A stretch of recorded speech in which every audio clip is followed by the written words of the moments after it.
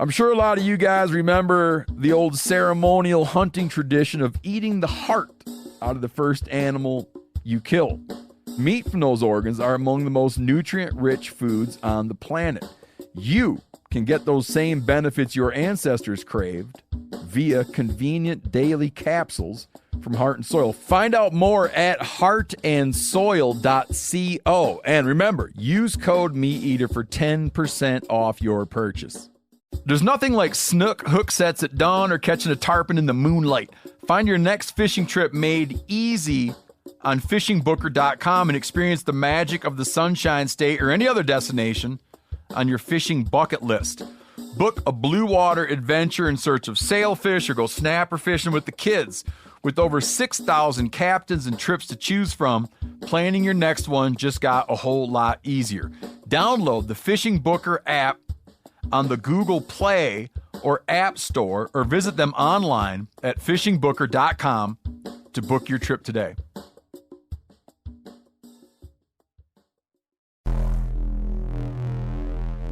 Welcome to the Wired to Hunt podcast, your home for deer hunting news, stories, and strategies. And now, your host, Mark Kenyon. Welcome to the Wired to Hunt podcast. I'm your host, Mark Kenyon. This is episode number 187. And today on the show, we've got another edition of Rut Radio, in which we're getting real-time from-the-field reports on deer and rutting activity from across the country, and the tactics that you can be applying to your own hunts right now.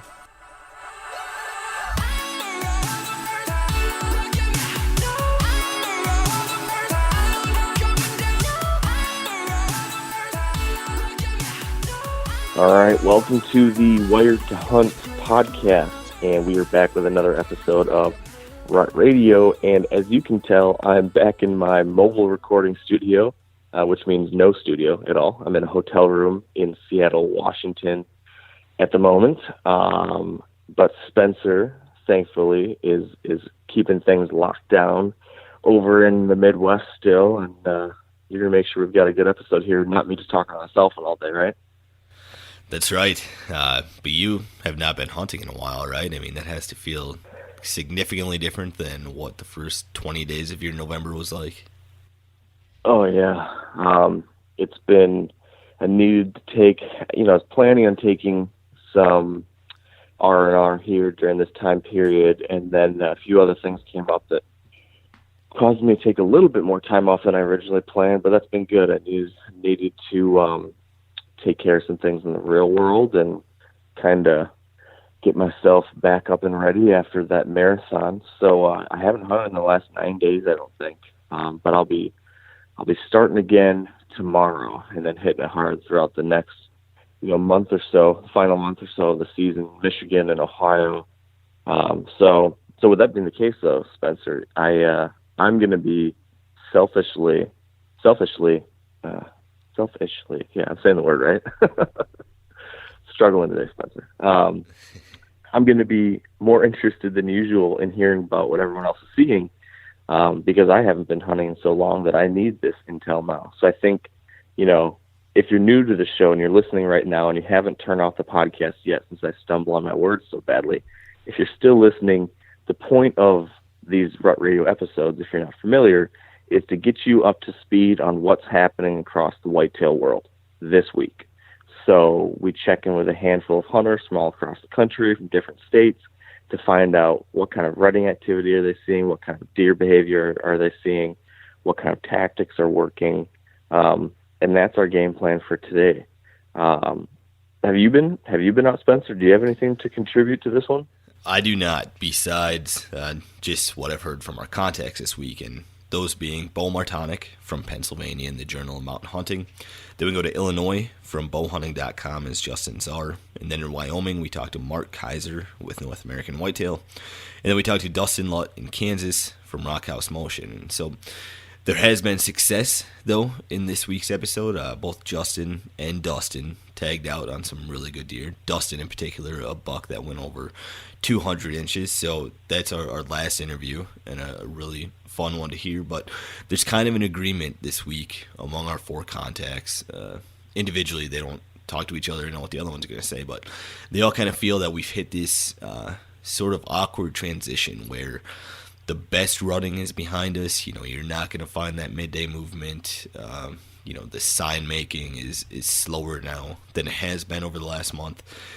And we're not quite to that point, though, of where, all the deer herded up and they're just focused on food sources. So this is kind of a tweener time right now.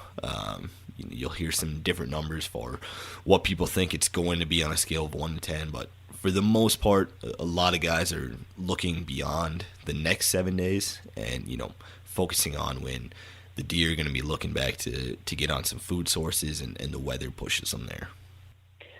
Man, it's crazy talking about this and realizing that, November is pretty much gone. It's done. It's gone. We look forward to it all year, and then I feel like it's just here and gone in a snap of the fingers, don't you think? Yeah, and the strange part has been that the weather doesn't feel like that, at least for, where I'm at in the Midwest. I'm in southeastern South Dakota. We had some record highs over Thanksgiving and stuff, and normally we're dealing with like a foot of snow on the ground. So that's another reason why this early December period, a lot of guys aren't too optimistic right now that we've been talking to, because, the deer are not forced to get on those food plots early, and they don't have to. They can still hit some acorns and some other oddball food sources and things like that. So it won't be your normal early December, but like I said, beyond that, there's a lot of optimism. Well, I'm interested to hear the reports. Since I said I need that help myself, so I think I'll stop rambling and let you take it from here. Is there anything else, Spencer, we need to cover before we get to our rut reports? I don't think so, Mark. We're just waiting for some closure on Holyfield, so get that done for us. I'm going to do my best. I will hopefully know here in the next couple of days whether the story continues or not, and then I've got serious plans for the next month to get after him. So to be continued. All right, we'll talk to you next week, Mark. Thanks, Spencer. Before we get to our first update, though, let's pause to thank our sponsors at Sitka Gear. And for this week's Sitka story, we're joined by Mike Massey, who tells us about how some quick decision-making resulted in a big buck. So I'll tell you about a fun hunt I had. It was November 2015, got a call late September from a guy that owned a piece of farmland up there. And I bought a ticket 2 days later to go check this lease out that came available. Within 30 minutes of being on the ground, I called him back and I said, absolutely, I'll take it. So fast forward real quick, 2 weeks later, I ended up buying a bunch of sets. We got up there, hung 4 sets. 2 weeks later, it was beginning of November. Second day into the hunt, we laid our eyes on this deer. Couldn't even get in to check the trail cameras because the wind were wrong. But it was the third sighting that we really realized that this was our shooter. So we had a big front coming in that afternoon, decided to get out of the tree stand a little early, go hang the set after looking at the map and a pinch point. Pulled the set, went in there, hung it up, saw the weather supposed to be beautiful, high pressure, clear in the morning, got in there early. Within an hour and a half, this deer was dead. So it just goes to show you that being aggressive, looking at your map and your terrain has really worked well for me to get a lot of good whitetail on the ground. On Mike's hunt, he was wearing Sitka's Stratus system. If you'd like to create a Sitka story of your own, or to learn more about Sitka's technical hunting apparel, visit sitkagear.com. All right, and joining me on the line first out of Pennsylvania is Bo Martonic, a field editor with the Journal of Mountain Hunting. Now, Bo, in Pennsylvania, what would you say the buck activity has been lately on a scale of 1 to 10? I think in the last couple weeks, the buck activity has actually ramped up to about a 7. With a little bit of changes in the last few days with gun season coming in, but it's been pretty good actually. So I know that you're tagged out in Pennsylvania, but if you were still hunting, how would you handle the recent gun season opening? To be honest, I would get as close to cover as you possibly can, because Pennsylvania is well known for a lot of hunters entering the woods, especially these first couple of days and weekends, and they seem to really hold tight and into the thick cover at that time. Now, are you still running any trail cameras, and if so, what are you seeing on those? Yeah, I am still running trail cameras. I just pulled them out of the woods this weekend prior to gun season opening, but I'm seeing a lot of scrape activity that seem to open back up. These scrapes kind of closed down through the first couple weeks of November there, but have opened up, and mature bucks cruising, hitting those scrapes in the middle of the day recently. Well, that's pretty cool to see some midday movement, but how about, are you seeing a trend either towards morning movement or evening movement at this point? To be honest, most of it's been just middle of the day. There was a couple bucks that I had on the 23rd that were moving between 1 and 2 in the afternoon, and a couple other ones that I had between 10 and 11. So more midday movement than morning or evening. And just to give you kind of a background, where I'm hunting at is in the big woods, a little bit different. I don't have them centered around food sources or anything, just on scrapes. So. Well, speaking of those food sources, how do those change this time of year as we get into December versus what they were, I think, the last time we talked to you in mid-October? They're just in the big woods area that I'm familiar with. They are just feeding on browse right now, and any sort of acorns that may be left. And then some of the areas in Pennsylvania had a pretty good acorn crop, and there's still a lot of them on the ground in those places. So they're revisiting those a little bit, but for the most part, it's the bucks that I'm hunting in the areas that I'm familiar with are feeding on browse. Now, do you have any strong feelings one way or the other about either weather fronts or moon phases this time of the year? I still think weather fronts. I'm a big proponent of the weather fronts, and my cameras have shown it. Just in the last 3 years, I've been just logging all the data with big weather fronts. It really correlates with the daylight movement. And this November has been pretty good for Pennsylvania, and I think it's because we've had a lot of cold weather, and then some days will warm up, and then have another cold spell again, but never stayed warm for more than a couple days. So that's been very helpful. Well, Bo, you talked about how you hunt the big woods of Pennsylvania, but I know you have some contacts that are more involved with some of the urban hunting. And how do you think that changes this time of year as we get into the beginning of December? Yeah, well, in some of the urban areas here, a lot of them, they don't allow gun hunting at all, and some of them are just shotgun hunting. But this time of year, the woods are definitely filled up with a lot more people. So it's more of a, as far as patterning goes, even in these urban areas, it's kind of a shoot there. They can do just about anything at this moment. But if you find an area that's unpressured, I think that they're still moving quite a bit.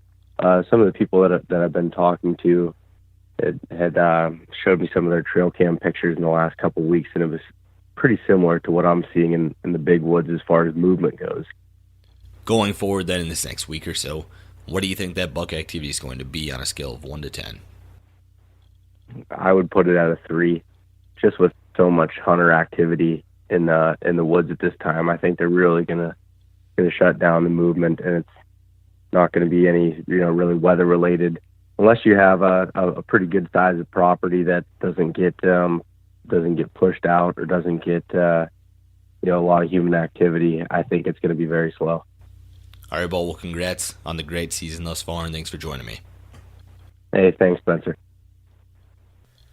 All right, and joining me on the line next is Justin Czar, the general manager of bowhunting.com in Illinois.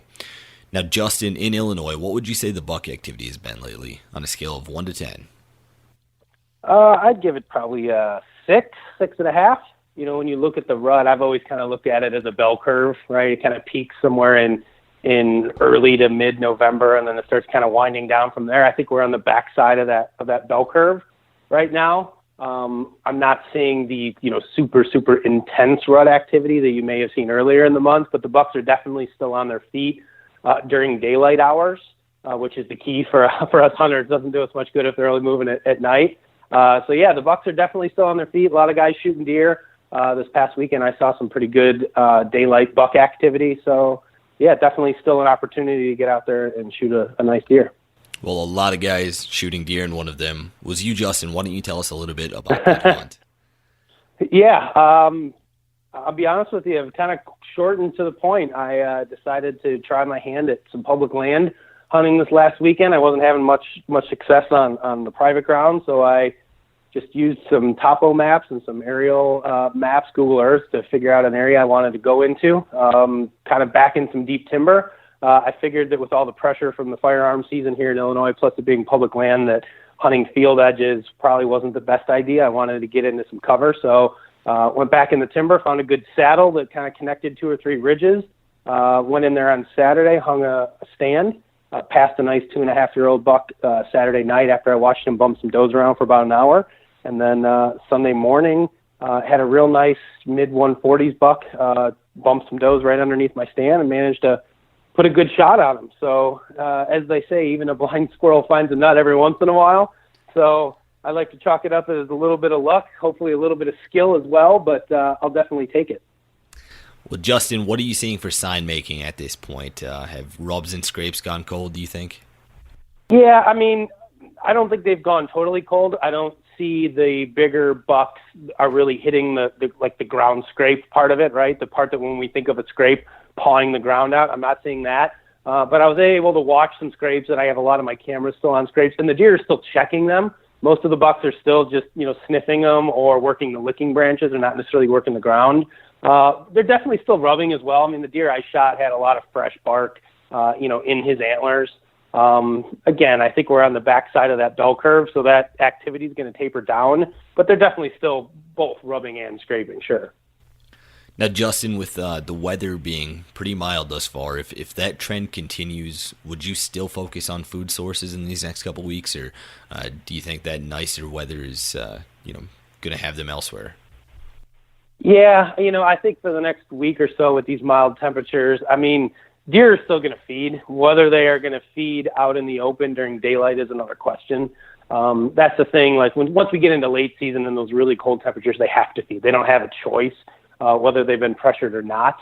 I think right now with some of these mild temperatures, I mean, a lot of the deer I saw were still picking acorns off the ground in the woods, so it's probably not going to force them out into the open food sources as much as we would like as hunters. So I would still focus on, some of those, I'd key in on bedding areas or even, the travel routes in between bedding areas. Those bucks are still going to move, a little bit during daylight and just, look for those last estrus does.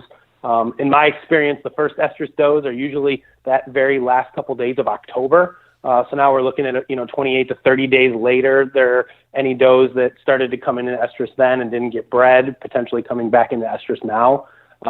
So yeah, I think that, buck activity is still going to be pretty good, but I'd key in more on, those bedding areas and travel rather than solely just hunting food at this point.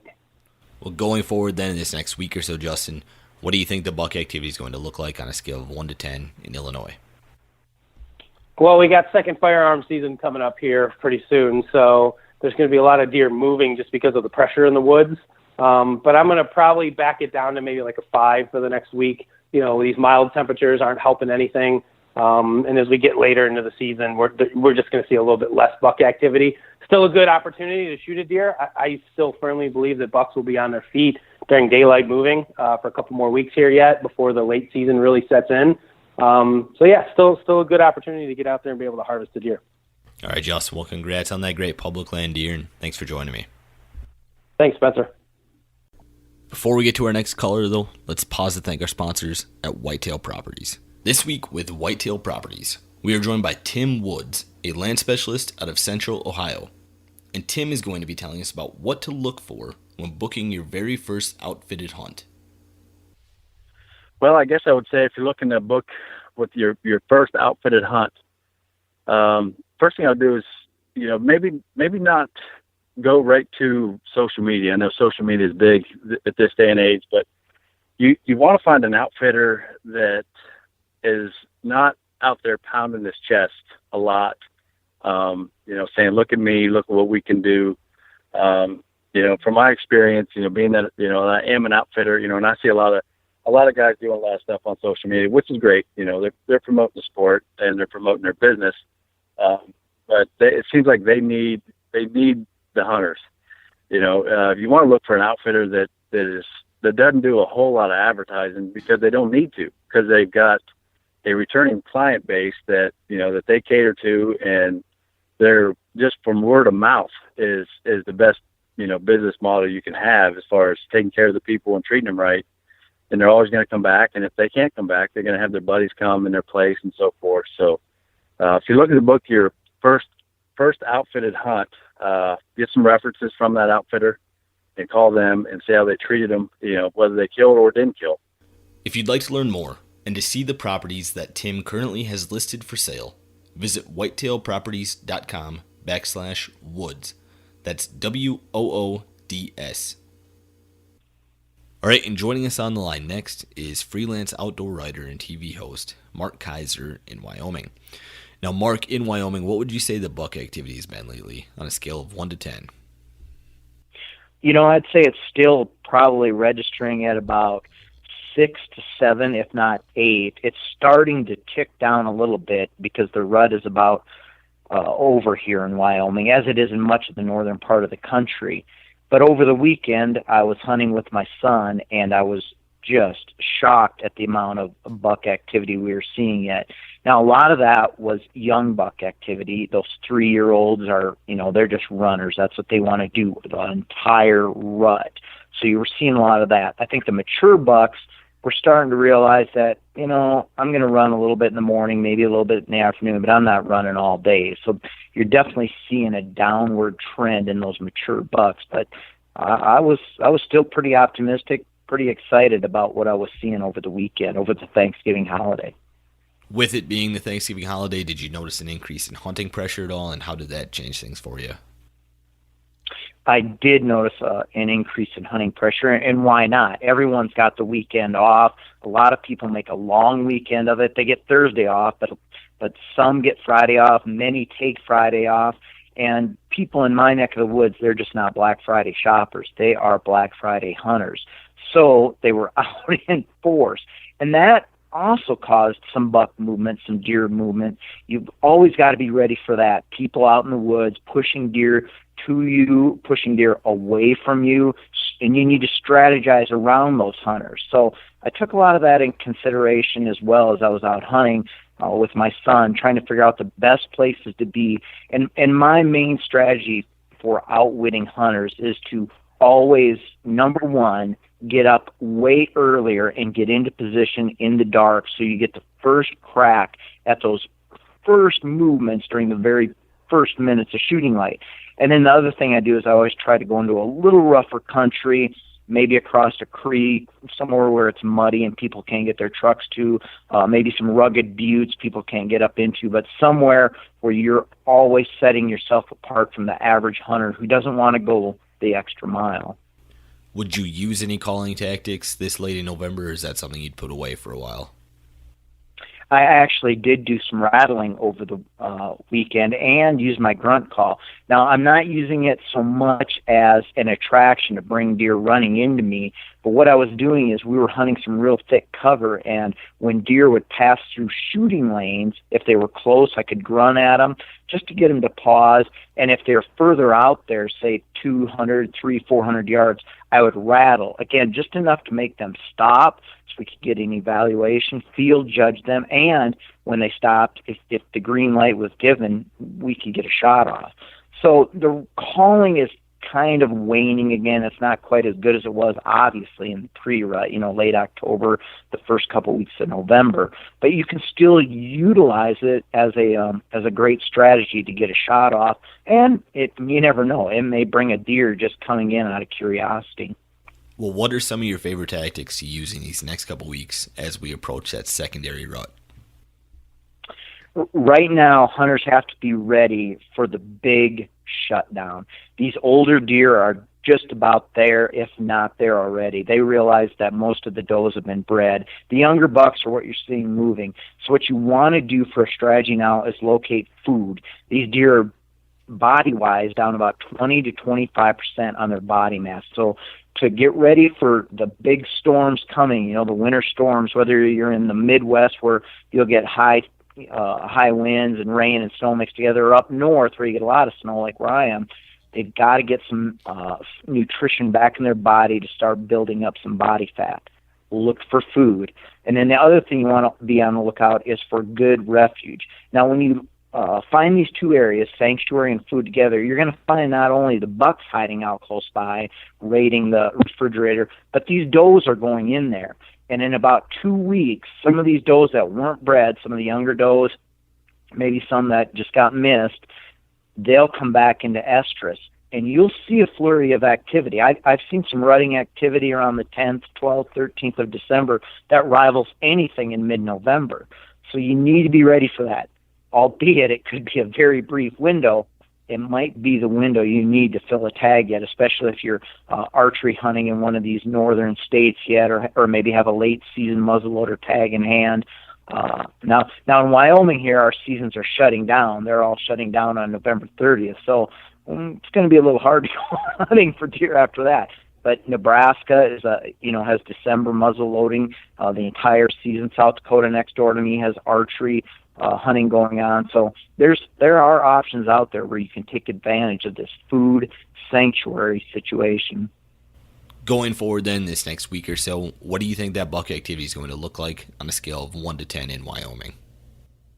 I think for the last few days of the whitetail season here in Wyoming, it's going to trickle off to about 3 or 4 within the next 5 to 6 days for sure. It's definitely, the rutting activity is going to go down, and then again what you're going to have to focus on is food. Now, Wyoming deer and western whitetails tend to act a little differently than their eastern cousins or midwestern cousins. They will move around in the daylight hours, but it'll be a little more cautious and they'll be a little more reserved. So you'll still see deer up and on their feet, but again, it won't be running around rutting. They're going to be moving casually to food sources in a very careful and cautious manner. All right, Mark, that's great intel, and thanks for joining me this week. Oh, thanks. Thanks a lot for having me on. All right, and joining me on the line next in Kansas, a partner with Rockhouse Motion, is Dustin Lutt. Now, Dustin, in Kansas, what would you say the buck activity has been lately on a scale of 1 to 10? I would say lately the buck activity's probably been, around a 7.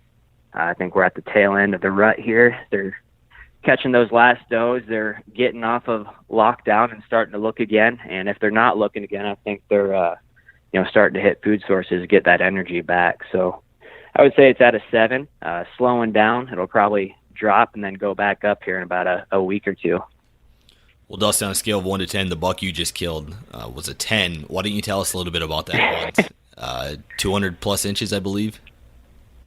Yeah, I think he's going to gross around 215 and net around 204 is what we came up with. So he's an incredible deer, man, a dream for sure. So in that buck, I would say, he was probably on the recovery stage of the rut. I hadn't had pictures of him for about 22 days, I believe, is what my cameras had told me. And I think he ruts in a different area, and he was coming back, for food. And I got pictures of him the night before I shot him, and was able to sneak between his bedding area and the food source and catch him on his way back. And yeah, I just lucked out. I couldn't believe it happened. I thought for sure he was, possibly dead, being gone that long. But it worked out great, and he came back to his home range. So yeah. Well, Dustin, it looks like a couple of your buddies have had some great success here recently too, with some other, giants, a 180, a 200. What have those hunts been like for them? Were they also focusing on bucks that were recovering from the rut?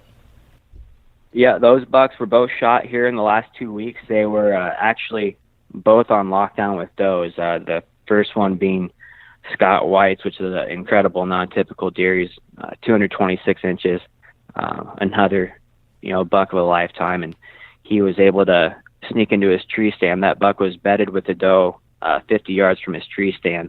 And he's able to sneak in. And about an hour later, the buck came in following the doe as she came into a food source. And so that buck was on lockdown.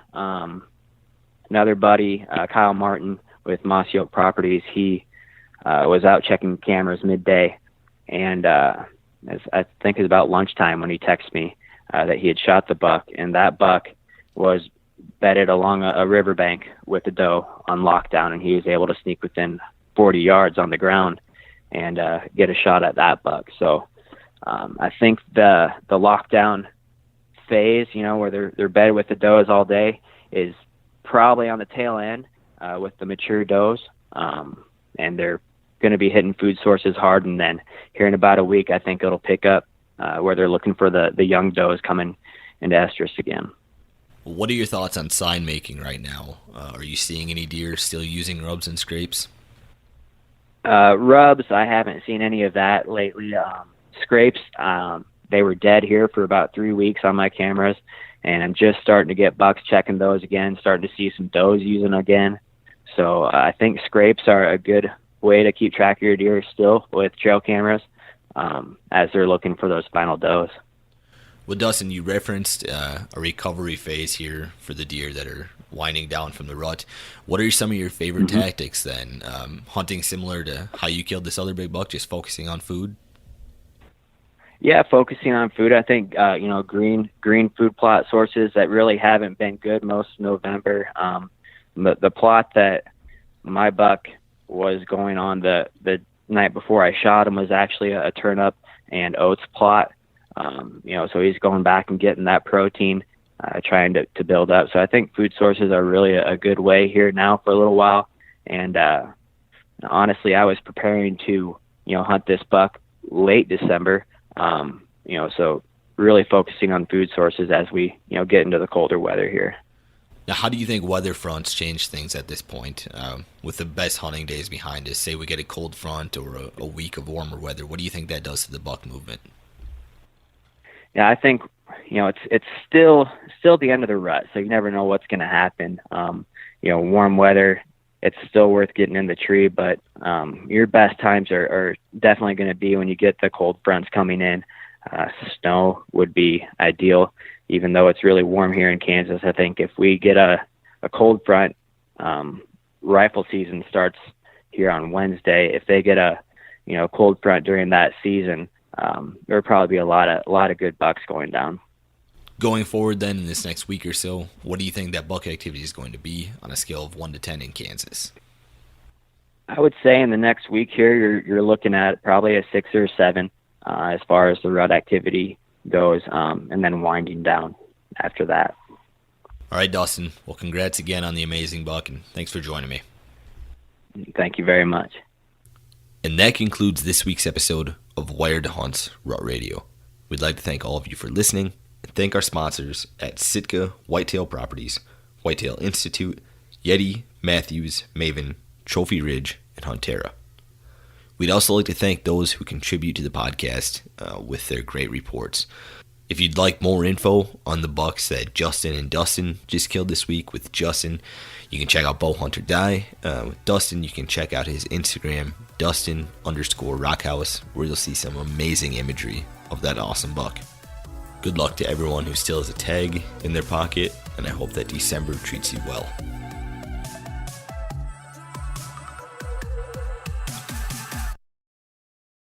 I'm sure a lot of you guys remember the old ceremonial hunting tradition of eating the heart out of the first animal you kill. Meat from those organs are among the most nutrient-rich foods on the planet. You can get those same benefits your ancestors craved via convenient daily capsules from Heart and Soil. Find out more at heartandsoil.co. And remember, use code MeatEater for 10% off your purchase. You ever get that feeling the walls closing in, the concrete jungle suffocating you? You crave some wide open spaces, the chance to connect with nature, maybe in a spot all your own. Well, head over to land.com. They've got ranches, forests, mountains, streams, you name it. Search by acreage. You can search by location. You can search by the kind of hunting and fishing you're dreaming of. Land.com. It is where the adventure begins.